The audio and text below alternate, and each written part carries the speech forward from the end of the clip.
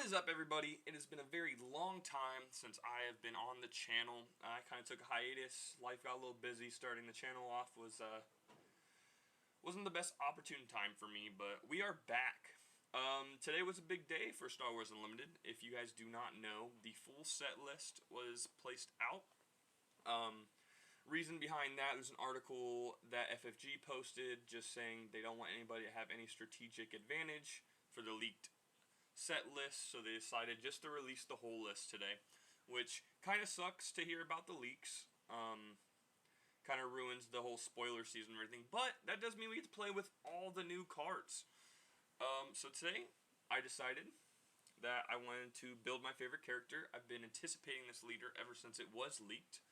It is Anakin Skywalker, the Tempt by the Dark Side. He's a Force Jedi Republic unit, deploy on 5 for a Force 6. His leader side action says use the Force, play a villainy non-unit card from your hand, ignoring its aspect penalties.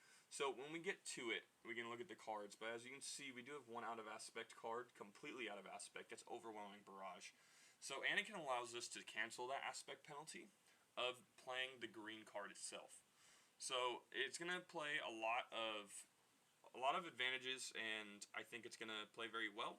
His flip side says it is a 4/6, like I said earlier, but as an action, has the same thing. Use the Force, play a villainy unit card from your hand, ignoring its aspect penalty. We're pairing this with Shadow Undercity. I was thinking about using the 25 health base, but I just don't think we have enough 2/4s that I would want to be playing, or that are in blue, other than like Yaddle, and then we're going to go over the new card. But it just wasn't worth that when we can just play the plethora of Force units and get the Force. So let's just go ahead and talk about the tech list. We're going to go over our 2-drops. We have Gifted Urchin. I think that's how you say that. Doesn't matter. It's a 2 cost. It's a gray card. It's a 1/4 Force Fringe. We're literally just playing this to get the Force on turn 2. Just to guarantee we are able to, just to get the Force and stick with the Force. This is my first time doing this deck list. It may change. I plan to be doing a lot more videos, especially about this leader. But like I said, just to get the Force on turn 2, we really want to see it. Next, we have Restored Arc 170, just a good 2-drop in space in our blue aspect for Vigilance Heroism. Kind of one of the only decent 2-drops, I think, from my knowledge. But, yep, just a good card. Then we also have another new card. It's Secretive Sage. It's a 2-drop 2/2 with the Force Fringe. It is also shielded, so I'm playing this to kind of deal with the... Looking at the meta right now with Quinlan and Cad are still a thing, so it being shielded means if we play this on turn 1, they can just pop the shield. We can't target town. We take initiative, and then we get to go ahead and get the Force on turn 2 once again. Just feels good, and it plays well into those types of decks. Then we have Yaddle. This is a Force Jedi Republic card. It is a 2/4 for 2. Has Restore 1. It says on attack, each other friendly Jedi unit gains Restore 1 for this phase. We've known this card. I think it's a really good card. Plays very well in this deck, and we are playing a lot of Jedi. So just being able to get this on turn 2, if we can get like a turn 2 this, turn 1 Yaddle into like a Yoda or something. We already restoring 1, and we already have restored 2 Yoda, so we can start restoring a lot of damage, which probably will play a nice part into playing against aggro with this deck. Next, we're going into our 3-drops. We have Concord Dawn Interceptors. Just a good Sentinel in space. We play mostly a lot of ground units, so having some space Sentinels always feels good. That's the only reason I really have for this card.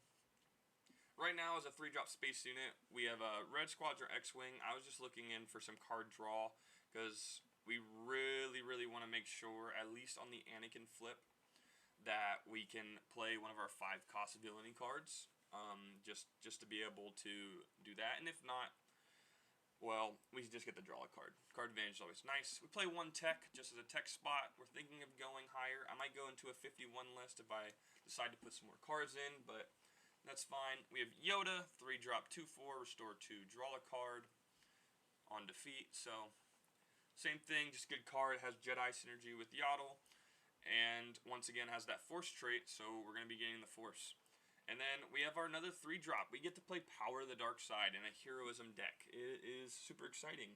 This is going to bring, I think Anakin brings in a new playstyle that I don't think we really get to see a lot, and it's a super hyper control or mid-range control type list. Not just a strictly mid-range list, because we're able to play these super strong controlling cards that Villainy has to offer. Next, we are running the... Oh, I don't even know how to say that. The Inerrant Warrior. It is a 4-drop, 4/4 with the Force Jedi tags. It's shielded, and it says, when played, you may use the Force to heal 3 damage from your base. Playing this, once again, this helps us with the aggro matchup. As you can see, a lot of our Jedi, I think almost every single Jedi, before we get to the Anakin unit, has some sort of way to heal us.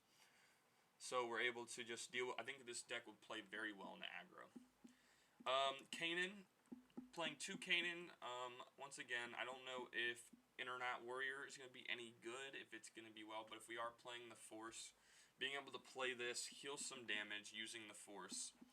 Next turn, we get to swing in, guaranteed to have the Force on our Anakin flip turn. Always feels nice. And then same thing with Kanan on that side. Being able to swing in before Anakin comes down is always nice. We'll be able to gain some health and get the Force. Next, we have the new card, Shatterpoint.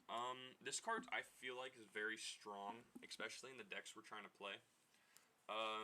It just being a worse takedown kinda sucks, but we're going to be trying to control the board anyways, so more than likely we'll have some damage on a unit to use the first side, but the second side is where we really want to be. Being able to go like turn 1 Yaddle into Yoda, into Shatterpoint, being able to defeat any non-leader unit always feels nice, and then next turn being able to swing once again to be able to have the Force tag for Anakin on his flip turn is, I think, really good card. I think this replaces takedown in any list if you are able to use the Force token. Next, we just have one Graceful Purgle. I kind of was running out of cards to put in the list, and I thought maybe having a 5-cost Sentinel for those Vader yellow decks, just a one-of, just to be able to kind of play it down and stop their whole ongoing on our flip turn feels really nice. Then we get to the really sweet cards. We have Overwhelming Barrage. So we get to play Overwhelming Barrage on the Anakin flip turn on Anakin to deal 8. It's kind of one of the strongest plays that you can really do. I mean, Kira does it, and Boss can do it too on turn 5, and it just has proved itself to be one of the strongest leader flips with Overwhelming Barrage that any deck can offer. You see it a lot with Kira taking over. This is just one of the best cards in the deck. Next, we have another new card, the Tragedy of Plagueis. Has the Learned tag, which is interesting. It's a 5-cost Vigilance Villainy card. It says, choose a friendly unit. For this phase, it can't be defeated, by having no remaining HP.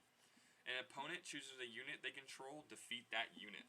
So not only does this remove a problematic unit on the board, but if we're able to keep them down and all they can do is a leader flip, this kills leaders. So it's not restricted by any means, but it is choice. So it's just like how Power of the Dark Side works. If we can keep everything off their board to this point, being able to flip Anakin and play this feels really good. Next, I think this is going to be the bread and butter. This is our turning point for the deck. Is our 5/6 resource turn. We have 3 Anakin Skywalker's Champion of Mortis. This is a 6-cost Vigilance card. It is a 5/7 Force Jedi Republic.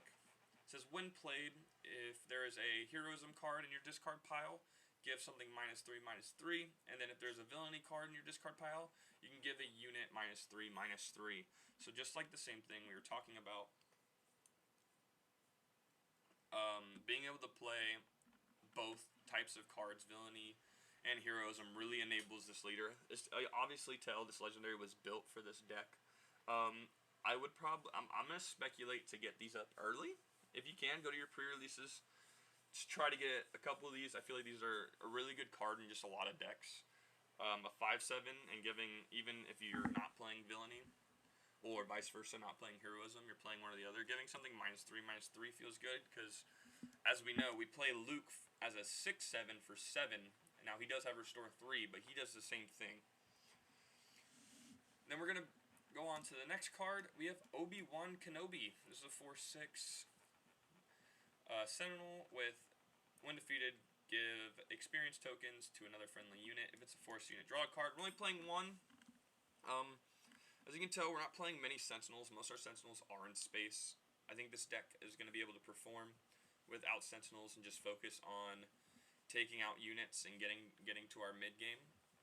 Next, we go to our 7 drops. We have Luke, obviously, one of the best cards to date. 7 drop. I don't really need to explain the card. It's just a good card. And then we have Redemption as an 8 drop. And then we are playing 1 Super Laser Blast. In the main board, if stuff goes late, and this card could really save us. We're not ramping, so you're really not expecting to see this, but it's going to be a good use, especially in the mid-range matchups, of just being able to be like, okay, we're going to Overwhelming Barrage and restart the game. Next, we're going to move on to our sideboard. I don't know where this deck wants to go just yet. I've done somewhat testing. We just got a lot of cards, so like as you can tell, we just got Plagueis. We just got 2 of the newer units, the 2 drop force units. So it's gonna be more viable to get the force. But this is kind of the sideboard I've kind of built up. Right now we have 2, or we'll just go off from the top. We have 1 restock. This is us trying to become the control deck. So if we're going against the control deck, we're going to go ahead and bring our restocks, and then we're also going to bring in the Vigilances, and then just go for that mill plan. Because I can't see this deck trying to aggro out versus control. I think we'll just bust and not be able to get there. So being able to switch off into this Vigilance restock plan, if that's what they want to go for, then we should be perfectly fine. We're playing 2 Village Protectors. If the deck isn't able to perform against aggro, we would just like to have some more early ground Sentinels to be able to play off. Just feels nice to be able to go turn 2. Based off what decks we are playing against, these probably come in for the Red Squadron X-Wings, just because if we're not playing against space, we're not going to need them. Next, we have No Glory Only Results. These are more villainy cards we were able to play. 2 of these in the sideboard for now. Just being able to, once again, this is either the control or the mid-range matchup. Being able to switch into that control style of play is really going to be nice, because we have access to a lot more removal cards than a lot of other decks will have if they're not playing Anakin. And then, once again, 1 more Super Laser Blast, more for those late games, those mid-range battles. Yeah, this is my Anakin Vigilance deck list right now. I'm super excited to be testing it, and I'll definitely be updating the list and giving results within about a week. Once we're able to play this deck online versus people in like Karabast or something, that's definitely when this is going to take off, and we're really going to get into the nitty-gritty of where the deck wants to go and wants to be. If you guys have any comments about the deck, just go ahead and comment down below. If you enjoyed the deck tech and want to follow me and see where I explore this new leader, then go ahead and subscribe. I'll be making sure I'm pushing out more content more recently now that I'm back in the groove. Still trying to get the setup all built up together as well. That's why the face cam is not here today. But other than that, thank you guys for watching, and hope you have a good one.